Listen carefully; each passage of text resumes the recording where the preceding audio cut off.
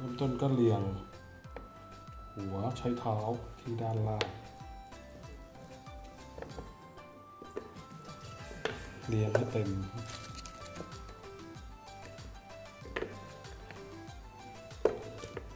แล้วก็เอาผักไม่รู้เรียกผักอะไรคือมาจากเกาหลีเป็นผักแห้งที่แช่น้ำไว้มาสักเรียงใส่ลงไป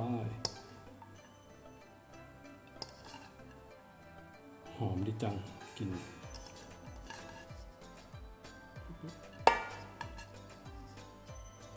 แล้วเราก็โรยด้านล่างต่อด้วยกะหล่ำปลี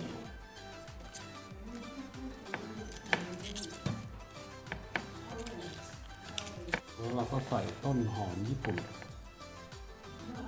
ต้นหอมส่วนหนึ่งลงไปก่อน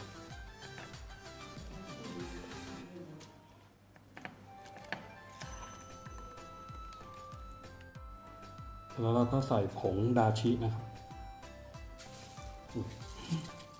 โอเคแล้วก็ใส่พริกป่นเกาหลี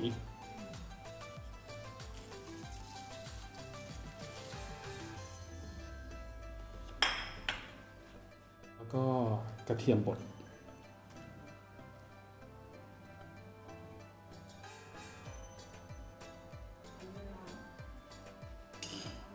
แล้วเราก็ใช้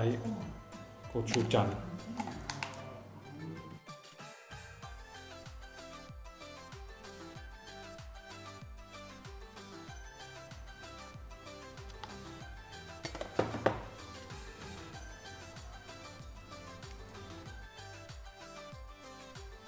แล้วก็เติมน้ำ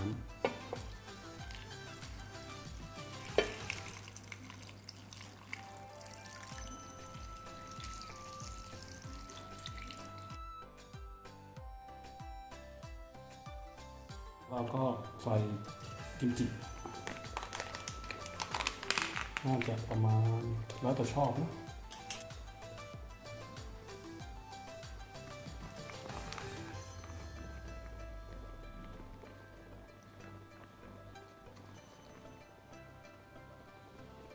แล้วก็ใส่น้ำเชื่อมนะครับ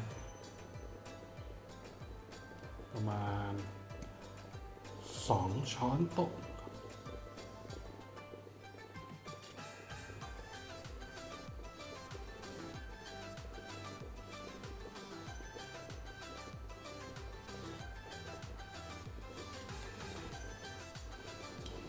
หลังจากที่เราปรุงรสแล้วเราก็ปิดฝาไว้รอมันเดือดโอเคจะไปพอเดือดแล้วปุ๊บเราก็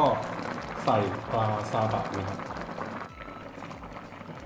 เราก็เรียงปลาห้ามคนเดี๋ยวมันจะขาด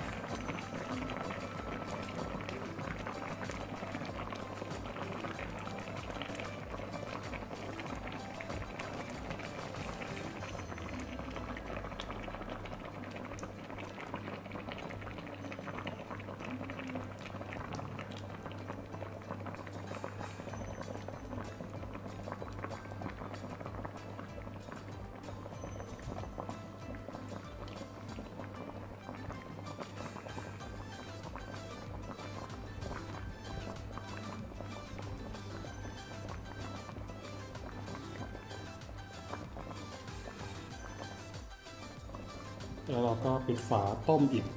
5 นาทีแล้วเราก็เอาต๊อกมาใส่นะครับต๊อกนี่เราลวกมาก่อนต้มมาก่อนสักพักหนึ่งแล้วมันจะได้ตรงกลางนุ่มแล้วก็เรียงตามช่องว่าง